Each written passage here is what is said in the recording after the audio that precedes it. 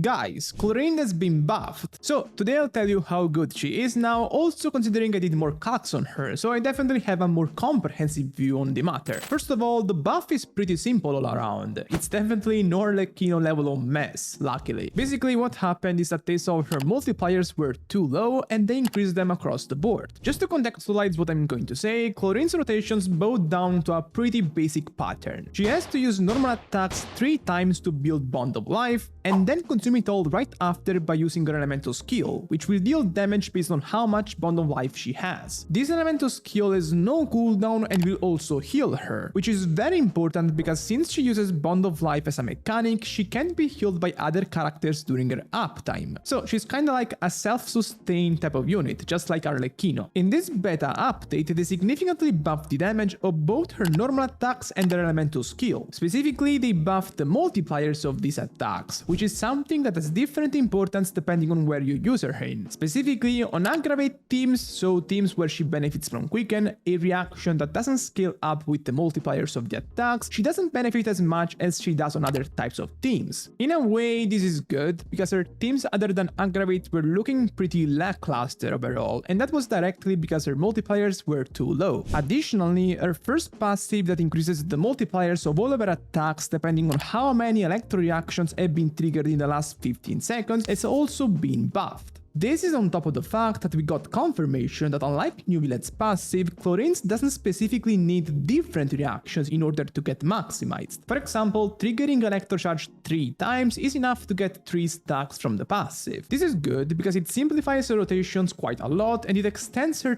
team diversity widely. Anyway, overall the buffs was around a 10% damage increase for Clorinde on aggravate teams and a 15% damage increase on all other teams. Definitely on the high end as far as a beta buff can go, but a much needed one for sure, because while Clorinde was already looking pretty nice, she wasn't that impressive. On the flip side, they decreased the amount of healing she will get from her elemental skill. It's still pretty nice however, and in normal rotations she should be able to heal by about 75% of her HP in total. Let me remind you that if you enjoy my content but you haven't subbed yet, please consider doing so because it really makes me notice your support. So, in terms of how good she is now, I'll mostly analyze this in terms of teams, but first a few thoughts I have on her kit. Right now, her personal damage is looking pretty good, but I'm more interested in talking about her quality of life aspects. If I have to be completely honest here, I think she's a bit lackluster in that sense. I think she's just kind of lacking the quality of life aspects other Fontaine characters have. Specifically, she's a main carry whose damage window can only last up to 9 seconds. This is different compared to characters like Nuvilet,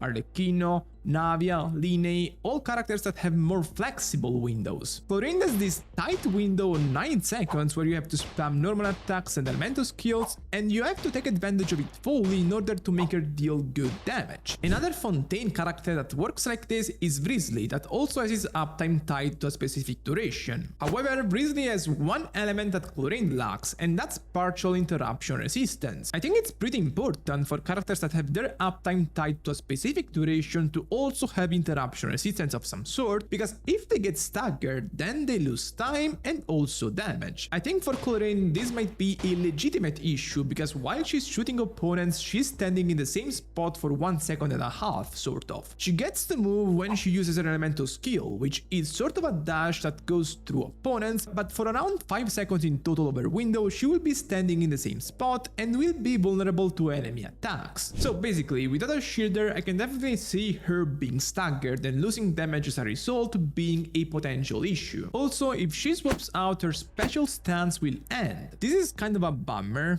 because some of her teammates like Nahida and Kazuha like to go on field multiple times a rotation to reapply their things, but sadly Clorinde won't allow it. Also, I've heard from people who tested her that her dashing around with her elemental skill makes her go out of Bennett's burst a lot. It's a lot of things that mixed together make her quality of life aspect feel like a pre-Fontaine level to me. On the flip side, she's a lot of teams where she can function. It's not like Keqing and Sino that are basically saved by Dendro. Her Dendro teams are probably her best, but she also has a lot of other teams that can at least work quite well. For my calculations, I tried to focus on a bit of everything really, excluding the Bennett teams because of the issue I mentioned before. Since her uptime windows are not the longest, she fits well on teams with short rotations, alongside teammates with relatively low cooldowns, so for example Yelan, Fischl. Her being a normal attack spammer also makes her a good fit for all of these sub DPS like Fischl, Xingqiu, Yelan that benefit from having such a driver. As a result, many of her teams are not really hyper carry oriented, which is great in a way because it puts less emphasis on having a fantastic build on Clorinde for the team to feel good. Still, her damage contribution stays relatively high even without a dedicated buffer on her teams, and that's because with the latest beta buffs, her base output became pretty nice. If you want to buffer a bit more, Sarah Constellation 6 is a good alternative to Bennett. In fact, since Clorinde's windows have sort of the same duration as Raiden's, she fits very well with Sarah. Since Sarah's buffs have pretty short duration compared to somebody like Bennett, she has troubles fitting with most carries in the game, but with Clorinde she doesn't have this issue. Still, having her at Constellation 6 is pretty much a requirement to make this pairing good. For the rest, there are Chevreuse based teams that are actually pretty good, but since Clorinde is an Electro main DPS, she needs a good off-field pyro applier on these teams to keep the overloads consistent. The only great options here are Shenling and Thoma. Surprisingly, despite Thoma being a worse offensive option compared to Shenling, the Thoma team can compete with the Shenling team in terms of DPS. This is because at Constellation 1, Thoma is lower cooldowns than Shenling, so his teams can run on shorter rotations compared to hers. This works wonders for Clorinde that, as I said earlier, is windows short enough to fit these rotations. But of course, you having a Chevreuse at all is a big if, let alone a Constellation 6, because the bastards didn't put her on the Arlecchino banner, and who the hell knows if she'll be on the Clorinde banner. Hopefully she will, but who knows. Anyway, as I said earlier, her aggravate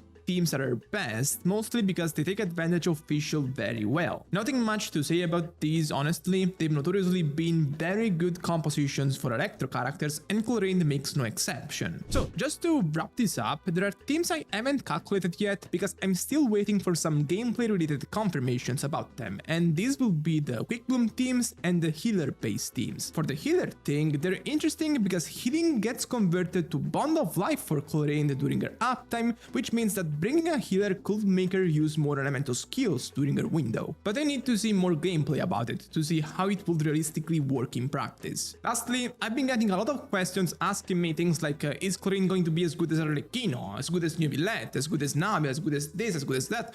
Look, I don't have a fucking crystal ball. I can make calculations and make comparisons that way, but it's not the full picture.